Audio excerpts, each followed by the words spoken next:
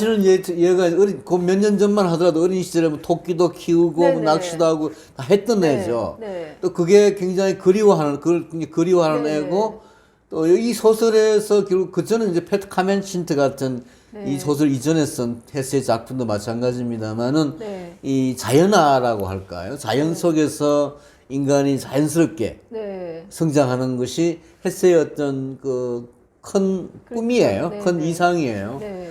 그래서 이 스님 방금 말씀하셨다시피 선이지만 네. 격려지만 네. 그런 것이 한 아이를 망치는 네, 네. 모습을 이 소설은 보여주고 있는 네. 것이죠. 그러니까 우리가 지금 이 한스 기벤라트가 뭐 신학교 들어가기 위해서 공부하고 신학교에 들어가서 공부하고 한 것은 지금 우리나라의 초등학교, 중고등학교 학생들이 겪는 네. 어떤 공부의 어떤 압력, 강압, 네.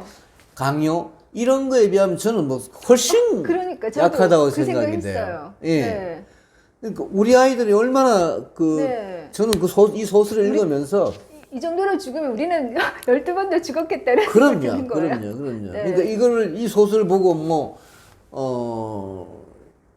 뭐라고 할까? 어떤 누가 그런 걸 쓴 걸 본 적이 있어요. 이 소설은 이거 위험하다. 벌써 읽지 마라. 뭐 이렇게 이야기를 하는 사람들이 있던데. 왜냐하면 애가 일탈하기 쉽다. 이 소설 읽고. 뭐 이런 이야기를 진짜요? 하는 사람들이 있더라고요. 네. 그래서 그건 아니지 않느냐. 네.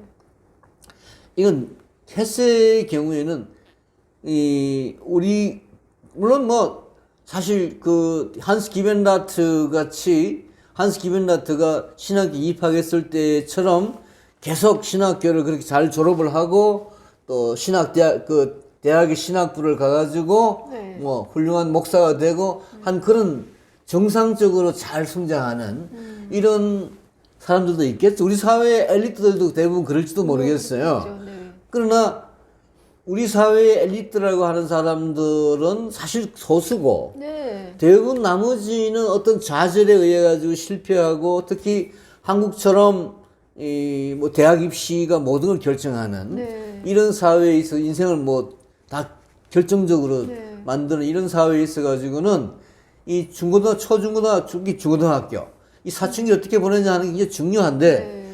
이 사춘기의 문제점, 사춘기에 느끼는 고민, 저도 사춘기 때에, 하일러 같은 이런 친구가 있어가지고 꼭 그런 건 아니었지만, 스스로 이제 뭐 책을 읽고 또, 그러니까 이 소설에서는 하일러가 자극을 주지만, 네. 한스 기벤라트는 단순히 뭐 나쁜 친구 사귀었다라는 의미에서 그렇게 되는 건 아니에요. 그러니까 하일러나 이런 친구들에 의해 가지고 뭔가 자기 자신이 그런 거를 이제 회의하게 되는 거죠. 네네. 이 회의하는 청춘이, 고민하는 청춘이, 괴로워하는 청춘이 우리 모두에게 그 경험이 되는 거예요, 사실은. 너무 보편적인 스토리. 그렇죠. 네. 그거를 정면으로 우리가 볼 수 있도록 아이들에게 권해야 되는 그게 거죠. 진짜 중요한 거예요. 그걸 피해가는 것이 네네. 아니고, 뭐, 수레바퀴, 애들 어떻게 속여보려고. 그렇죠. 수레바퀴 네. 밑에서 읽지 마라. 정말 읽어야 공부나 되는. 열심히 해라. 이렇게 네. 할 것이 아니고, 진지하게 직면을 맞아. 대처하고, 네. 뭐가 문제인지 고민도 해보고, 네. 또 그것을 이겨나가는 지혜를 가져야 돼요. 네. 저는 사실 그런 지혜를 갖기가 쉽지 않다는 걸 알고 있지만, 그럼에도 불구하고 이 어른들이 또 사회가 그런 아이들에게 그걸 정면으로 그걸 우리가 부여한 이런 부조리한 사회에 이런 데에 대해서 너희들이 뭐 정면으로 치고 나가 이렇게 얘기하는 건 좀 뭔가 좀 앞뒤가 안 맞는 얘기일지 모르겠는데 우선 우리 자신이 네. 좀 뭐 이제 70대가 다 돼갑니다. 70대 제가 다 돼갑니다만은 사실 이 젊은이들의 지금 오늘의 10대, 20대에 네. 대해서 굉장히 부끄러워요. 이런 그 사회를 만들어 놓은 거에 대해서. 이런 학교. 뭐, 스님도 그렇습니다만, 저도 뭐 평생 그 학교에서 일한 사람인데, 뭐 초중고등학교는 아니었습니다만, 대학도 마찬가지죠, 사실은. 제가 대학에서 제일 대학 생활에서 제일 골치 아팠던 것은 대학 입학생들을 처음 이제 받아서 네. 1, 2학년 이렇게 이제 뭐 2, 3학년 때도 마찬가지예요.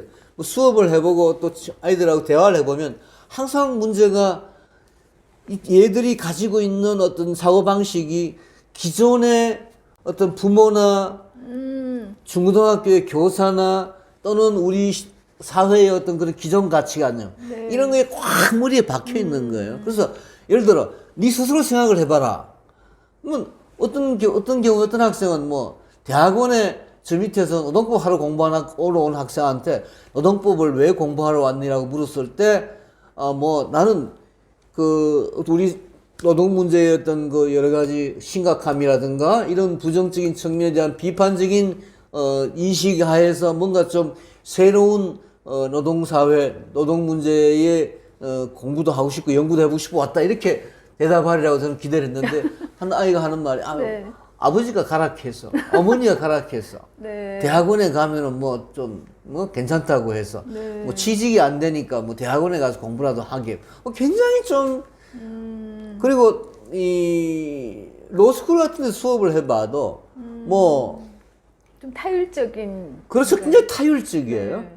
스스로 생각할 줄 알고 스스로 회의할 줄 알고 스스로 고민할 줄 아는 네. 고민할 줄 아는 능력이 없는 거예요. 네. 그야말로 고민력. 그러니까 이거 이제 주입식으로 외우면 그럼요. 입시니까 그럼요. 요즘에 좀 달라졌는지 모르겠어요. 근데 뭐 좀 달라졌다고 하는데 사실은 이 경쟁주의, 과도한 경쟁주의 그리고 어떤 과도한 학력주의, 네. 뭐 학벌주의 네. 이런 게 우리 사회의 기본 가치이기 때문에 네. 뭐 이른바 서울대학을 가기 위해서 막 중고등학교라고 하는 게 엄청난 경쟁을 벌이잖아요. 네. 남을 짓밟고 올라가야 되잖아요. 네. 그게 그런 삶의 방식이 엘리트 우리 사회 엘리트의 어떤 추세 코스인 거예요. 거기서부터 이제 문제가 발생하는 그렇죠. 거죠, 사실. 그때부터 이제 그야말로 네. 체질화되는 네, 거죠. 네. 그런 애들이 결국 이제 성공을 한다는 것인데 네. 그런 성공의 어떤 그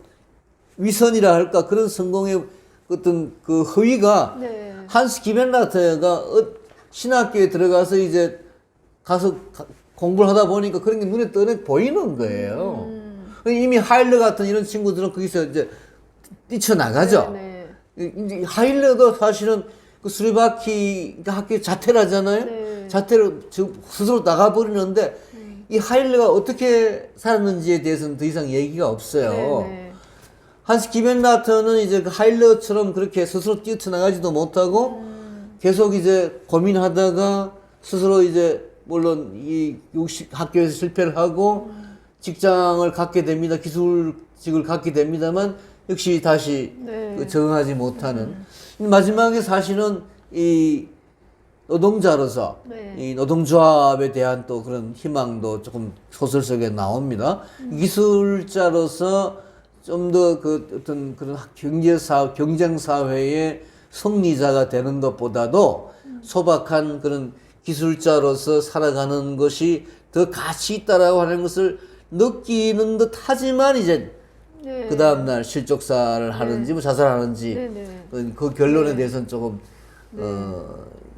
뭐 분명하지 않은 소설에서는 저는 자살이라고 생각하고 있습니다만은 아무튼 그런 걸 보여줌으로써 우리 그 헤세가 그 소설을 아마 20세기 초엽에 읽은 독일의 많은 청년들도 또는 곧 그 이미 그 헤세는 20세기 초엽에 상당한 그 세계적인까지는 아니었지만 뭐 여러 그 나라에 읽히고 네. 했기 때문에 뭔가 좀 이 공감을 얻었었는데 그것이 20세기 초엽에 그런 이 좀 자유로운 그런 세기말 19세기 세기말을 겪고 난 뒤에 20세기 초엽에 뭐 예술 차원에서는 뭐 초현실주의다 다다이즘이다 뭐 이런 식으로 이제 막 나타나기 시작을 하죠. 그런 어떤 변화 그런 좀 그리고 또 뭐 사회주의적인 뭔가 좀 그런 19세기의 극단적인 그런 산업화에 필요해진 그런 사람들이 새로운 길을 찾는 네. 이런 그 모색이 20세기 초에 나타납니다만 그거는 이제 그 잠깐 네.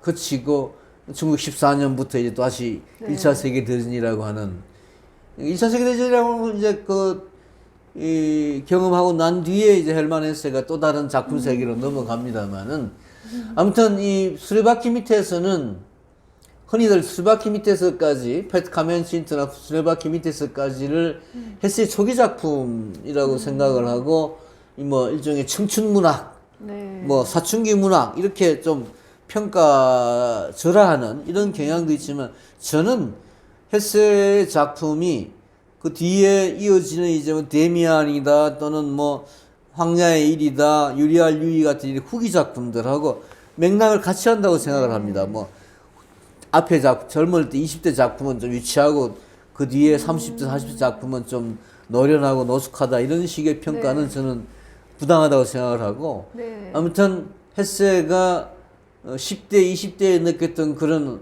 수레바퀴에 깔려 사는 듯한 그런 그 삶으로부터 끊임없이 네. 벗어나려고 네. 노력하는 그런 작품 계열로서는 동일한 네. 주제가 아닌가라고 생각하기 때문에 네.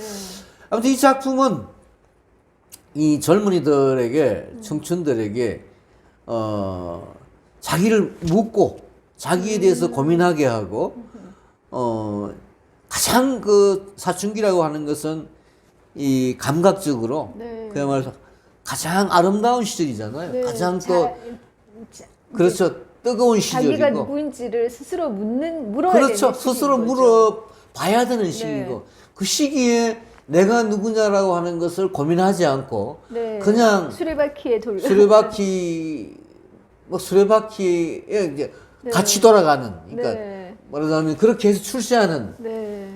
이런 아이들 이런 사람들이 우리 시대의 에리트라면은 네. 이 정말 좀 슬픈 이야기인 거죠.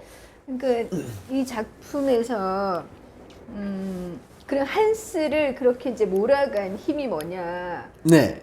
그런 걸 생각해 봤을 때 한편으로는 헤세의 그 마음 속에는 이런 것도 있었을 것 같아요. 그러니까 학교 교육이라는 게 사실 굉장히 이게 좀 근대 표준화된 네네. 교육을 위한 제도잖아요. 네네. 그러니까 좀 특이한 생각을 한다거나 아니면은 너무 회의한다거나. 뛰어난 사람 이런 사람은 오히려 이제 잘 수용되지 않는 인간을 이렇게 어떤 박스에 넣어서 표준화시키는 이제 그런 교육을 하기에 좋도록 만들어 놓은 제도란 말이에요. 근데 한스는 상당히 예민하고 어떻게 보면은 좀 뛰어난 인간인데 잘 이끌어 줬으면 근데 아버지부터 시작해서 그 주변에 뭐 마을 목사라던가 뭐 교장 선생님이나 다 그 한스만의 독특함 요즘에는 뭐 싱귤레리티라는 그런 표현을 쓰더라고요. 그런 것을 이제 살려낼 수 있는 인물이 없었던 것 같아요. 다들 이제 좀 보통 인간 주변 사람들이 그러다 보니까 한스의 그 우수성이 오히려 점점 열등함이 되어가는 거예요. 어떤 구조 안에서. 그래서 이런 이제 성향을 가진 사람들을 구해내서 그대로 이렇게 키워줄 수 있는 환경 그런 거를 이제 만들어낼 필요도 있는 것 같거든요. 그렇다고 해서 뭐 엘리트 교육을 따로 해야 된다 이런 게 아니라 사실은 그러니까 좀 표준화된 학교 교육에서 소외될 수 있는 인물들 예, 그런 인물들의 좀 예술적인 인간인 거죠. 자기 생각이 뚜렷하고 어떻게 보면 하일러 같은 그런 이제 캐릭터들에 대한 배려 이런 것들이 학교 교육에는 좀 이렇게 좀 부족할 수 있거든요. 그래서 이제 그런 측면도 좀 생각하게 되고요. 조금 이렇게 세심한 어른을 만났으면 충분히 잘 꽃필 수 있었지 않았을까 이 한스가 그 인물이 이제 그런 생각도 들어요. 여기도 잠깐이지만 짜르투스트라가 언급되거든요. 지금 이 독일에서 이 사람들은 그런 현대성과 연결해서 자라투스트라 얘기하면서 자라투스트라 몰라도 그걸 모르고도 아무 이제 그거 없이 잘 살아가고 있다 뭐 이런 식으로 얘기하거든요. 근데 그 짧은 표현 속에 그 헬스가 이제 니체에 대한 경외감, 네, 니체에 대한 이제 그런 그 존경심 그런 걸 잠깐 느낄 수가 있는데요. 이 자라투스트라는 그 이렇게 말할 때 그걸 읽고 헬스가 거기서 자기 자신의 어떤 문학자로서의 가능성 그런 걸 발견했다는 표현도 어디서 봤거든요. 그러니까 그 작품이 사실 너무 독특하잖아요. 어떻게 세계를 이런 언어로 그려내고 이런 상상력으로 마련하지 그 안에 나오는 내용이 뭐든지 간에 그 표현이 너무 이제 독특하니까요. 그래서 이제 그런 세계, 그러니까 자기대로 이제 자기의 완전한 독특성을 표현하고 살려낼 수 있는 세계를 그건 개성이 살아나는 세계죠. 표준화된 인간이 아니라. 그런 것을 이제 헬세가 꿈꿨던 것 같아요. 그러니까 왜냐면 자연 속에는 뭐 들꽃도 있지만 장미도 있고 뭐 잣나무가 있지만 또 뭐 낮은 잡목도 있고 굉장히 다양한 생명들이 각자 자기만큼 꽃피고 자기만큼 자라니까 이거는 이제 그 등수를 매길 수가 없는 거잖아요. 각자 아름다움을 가지고 있으니까. 네네. 근데 학교 교육이라는 것은 이걸 하나의 어떤 기준으로 한 줄로 세우니까 여기서 이제 이렇게 문제가 발생하는 것 같고요. 아까 이제 교수님 말씀하시면서 제가 잠깐 고등학교 때 제 친구가 생각났는데, 걔가 이제 사회 문제를 항상 틀리는 거예요. 보통 사회는 보통 이제 다 100점 맞기에 좋은 과목이라고 외우면 되니까. 예. 약간 알려진 그냥 암기 과목쯤으로 이제 사람들이 생각하는 과목인데 얘는 이걸 항상 너무 못 치는 거예요. 그러니까 생각이 항상 너무 독특한 거예요. 사회 문제를 보고 이거 자기가 막 생각을 해요. 그래서 자기 분명히 이거라고 하면 이게 이제 정답은 아닌 거죠. 예. 그러니까 그럴 때부터 사실은 우리가 사고력을 이제 자기 마음대로 하면 안 되는구나. 내가 내 식으로 사회를 사고하면 안 된다는 거. 외워야 된다는 것으로 이제 되는 거잖아요. 그러니까 그때부터 이렇게 자기 사고를 할 수 있는 가능성이 이렇게 차단되다 보니까 이런 식으로 모든 외부에서 이미 다 만들어진 것들을 그냥 이제 그러니까 아무런 그 비판 없이 그냥 받아들이고 그런 인간성이 이제 만들어지는 거죠. 네. 그러니까 선생님 말씀에 좀 동감을 하는데 그 뭐 근대 사회의 뭐 공장이나 네. 군대나 네. 또는 학교나 네. 다 같이 그런 마치 그렇죠. 뭐 표준 상품을 생산하듯이 네. 그렇게 그 획일화된 네. 대중적인 어떤 그런 일종의 원자적 존재 그렇죠. 이런 네. 걸 이제 교육이란 이름 아래 생산이란 이름 아래 네. 경제란 이름 아래 네. 또는 뭐 국가 안보 조국이란 이름 아래 네. 뭐 맞아요. 군인들 같은 경우에 네. 그렇겠죠.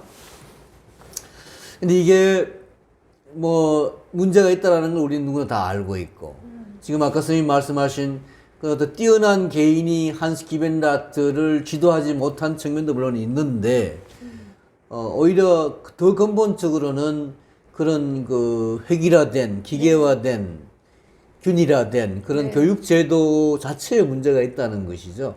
더 나아가서는 이 뭐 군대나 공장이나 다 포함을 해서 그런 그 획일적인 사회제도 자체. 네. 그런 그게 뭐 대중사회의 근본적인 문제이기도 하고 여러 가지 그 뭐 문제점에 어디까지 그걸 우리가 검토해야 되냐는 것은 또 논의가 또 다른 차원에 있을 수가 있는데 아무튼 교육만은 그래도 네, 교육만은 이 뭐 학교가 여기 공장입니다. 여기 우리 다 똑같은 인간을 생산합니다. 이렇게 주장하는 교육자도 없고 그렇게 뭐 구호를 내건 학교도 없잖아요. 네. 다 학교에 가면 개성이란 이야기도 하고 인간교육이란 이야기라고 다 하는 거죠. 네. 근데 실제로는 그렇지 않죠. 네. 그래서 뭐 제가 좋아하는 이반 일리치 같은 사람은 뭐 아예 학교를 없애자, 학교 없는 사회. 네. 오히려 사실 학교라고 하는 게 근대적인 어떤 산물이거든요. 네.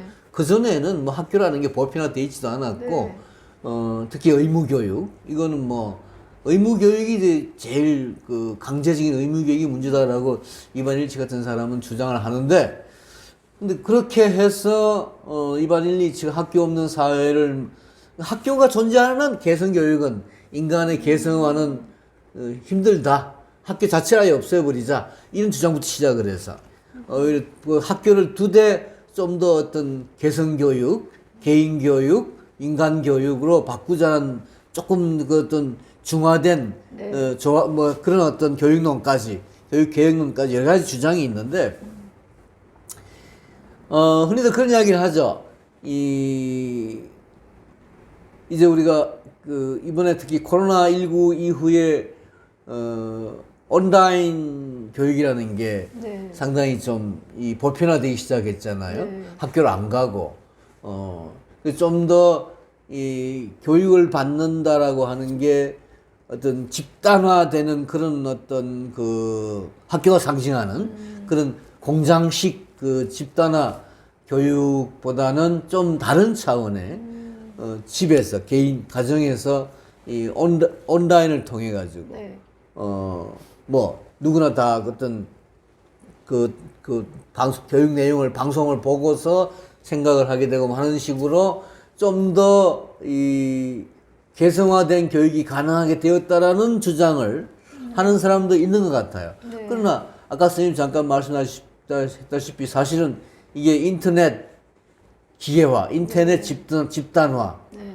뭐 IT 집단화라고도 할 수가 있지. 이건 특히 핸드폰이라든가 이런 어떤 발달된 IT 기제를 통한 이 교육 문제는 더 심각한 측면을 오히려 낳고 있다는 생각도 들어요. 학교가 없어지는 대신에 인터넷이 또 그런 어떤 강요하는 권위의 새로운 모습으로 등장하는 이런 어떤 그 보이지 않는 손인 거죠. 그렇죠. 그런 네. 위험도 없지 않아 있습니다. 아무튼 뭐 여러 가지 문제가 있는데 적어도 지금과 같은 이런 그야말로 출세 일변도 또 대학 입시라는 것이 모든 인간의 가치 판단의 어떤 그 근거가 되는 이런 어떤 사회 가치, 네. 가치관, 네. 뭐 인생관이라 할까 사회관이라 할까 이런 것은 지향돼야 되고 보다 아니 우리가 적어도 제가 느끼는 그래요. 술바퀴 밑에서라고 하는 소설이 보여주는 기본적인 어떤 문제는 청춘 시절에 사춘기 시절에 회의하는 어떤 체제나 사회나 자기를 둘러싸고 있는 어떤 틀에 대해서 고민하고 회의하는 것은 오히려 정상이다. 네. 그걸 고민하지 말도록 뭐 수레바퀴 밑에서 같은 소설을 읽지 마라 또는 뭐 그런 류의 어떤 사회 비판적인 책들을 읽지 마라 뭐 그런 교육을 학교에서 하지 마라 이건 전 말이 안 된다고 생각을 합니다. 제가 경험한 바로는 오히려 솔직하게 아이들에게 사회가 문제가 있다 이런 식으로 우리 사회는 대단히 좀 계급 친화적이고 뭐 개천에서 용난다라는 식의 이야기를 함부로 할 수 있는 그런 정도는 아니다. 이미 굉장히 좀 힘들다 세상 사는 것이 그런 것을 아이들에게 솔직하게 다 이야기해주고 네. 그리고 그럼으로써 그 아이들 자신도 주체가 돼가지고 그런 어떤 학교나 그런 사회를 개혁하려고 하는 바꾸려고 하는 그런 의지를 심어주고 그런 힘을 길러주는 것이 진정한 교육의 네. 의미라고 저는 생각을 하고 네. 있고 바로 이 헬만에서는 그런 교육 개혁, 어떤 그 사회 개혁에 네. 대해서 그냥 열의를 가지고 네. 평생 그런 것을 주장하고 고민한 사람이라고 저는 생각하기 때문에 네. 그래서 이 사람이 위대한 것이지 네. 무슨 뭐 얄팍한 뭐 힐링이라든가 뭐 이런 식으로 그 또는 천재의 뭐 불행한 죽음 뭐 이런 것을 뭐 표현한 작품이라는 식으로 얘기해서는 네. 별로 의미가 없지 않나 이렇게 네, 생각합니다. 그러니까 이 BTS가 그 자기 세대의 문제, 네네. 자기 자신들의 그런 이야기를 그러니까 1차적으로 중요한 것은 살아남는 거잖아요. 네네. 살아가기 한스가 그럼 어떻게 해? 그러면 안 죽을 수 있었던가 생각하면은 결국은 그가 스스로 반항했어야 됐었거든요. 그렇죠. 네. 예. 그래서 자기가 살 수 있는 어떤 환경을 좀 스스로 이렇게 만들어가는 노력이 필요했는데 네. 시키는 대로 다 하고 그 구조 속에 너무 gat혀 있다가 결국은 거기에 이제 짜부러진 그런 경우라고 할 수 있잖아요. 그래서 이 방탄소년단이 이제 과감하게 그런 현실을 얘기를 하면서 우리가 이 모든 것보다 우리 자신이 더 중요하다. 너 자신을 사랑하고 그런 것에 대해서 이제 거부할 수 있는 에너지 그런 네네. 감수성 네, 그런 어떤 메시지를 전달을 하는 것 같아요. 그렇죠. 그 맞습니다. 이거는 예. 이제 사실은 우리나라 청소년뿐만 아니라 그 세대에 이제 사실 전 세계인이 함께 공감할 수 있는 문제고 또 이제 그 신자유주의 아래서 그 경쟁에 신음하던 모든 어른들까지 다 포함해서 어떤 그 이제 그들의 메시지가 이게 뭐 이념이나 이데올로기가 아니라 그냥 힘이 되는 거죠. 네. 그렇습니다. 살아갈 예. 힘을 주는 그런 의미에서 저는 잠깐 그런 생각까지도 했어요. 이것이 세계 정신인가 지금 현재 네, 약간 좀 시대 정신 같은 느낌이 드는 거예요. 네, 그만큼 그냥 대중 가요지만 그 안에 어떤 진솔함 그런 게 이제 깔려 있는 거죠. 네. 그러니까 고민을 솔직하게 다 인정을 하고, 네. 까놓고 그걸 얘기하고 회의하고, 네. 그리고 세상은 조금씩 바꿀 필요가 있다라고 네, 네. 주장할 수 있는 맞아요. 힘, 네. 그런 어떤 용기를 네. BTS가 주장을 하는 것이고, 네. 그런 점에서 헤르만 헤세와 통하고, 네. 헤르만 헤세가 술바키 밑에서의 그 고민한 네. 그런 문제의식은 지금도 여전히 살아있다. 네. 이게 또 BTS가 그것을 잘 표현해 주었다. 네. 그래서 BTS는 헤르만 헤세만큼 위대하다. 우리도 이제 거의 아미의 반열에 슬슬 들어가는 거 아니에요? 아무튼, 네. 뭐, 나이에 관계없이 네. BTS가 주장하는 이야기는 우리들 모두의 고민이고, 우리들 네. 세상의 민낯이라고 할까, 이런 네, 거를 네. 이제 맞아요. 드러내면서 네. 좀 더 나은 세상을 네. 향해 갑시다라고 주장하는 것이기 때문에 네. 그걸 뭐 네. 부정할 사람이 누가 있겠어요. 네. 오히려 그걸 부정하고 지금 이 세상은 좋다. 뭐 수레바퀴 밑에서 깔려. 뭐 너도 수레바퀴가 돼. 뭐 이런 식으로 호도한다면 네. 이건 말이 안 되죠. 네. 그런 어른들이 많잖아요. 네. 지금. 네. 지금 이 세상은 뭐 안전해. 좋아. 네. 뭐 국가주의, 뭐 물질주의, 경제발전주의, 뭐 이런 게 다 그리고 출세주의, 경쟁주의, 뭐 열심히 경쟁해가지고 열심히 죽으라고 공부해서 너 살아남아. 그게 교장 선생님이 그러잖아요. 너 열심히 공부 안 하면 너 수레바퀴 깔린다 그러잖아요. 근데 사실은 수레바퀴 깔리는 것은 열심히 공부 안 해서 깔리는 것이 아니고 네. 한스 같은 경우에는 열심히 공부했는데도 깔리는 거잖아요. 그렇죠. 그러니까 열심히 공부하는 게 중요한 것이 아니고, 네.